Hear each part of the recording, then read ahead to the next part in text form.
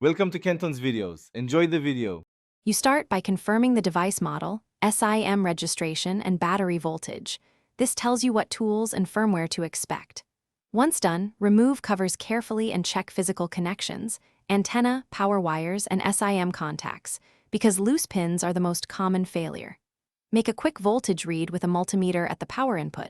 If power is absent, trace the fuse and wiring harness. If voltage is present, proceed to the next step to test module response and GPS fix. You now connect to the device console via UART or USB adapter to query the modem and GPS. At commands, reveal network registration, signal bars, and SIM status. If enemy sentences appear, you know the GPS radio works. If not, confirm antenna continuity.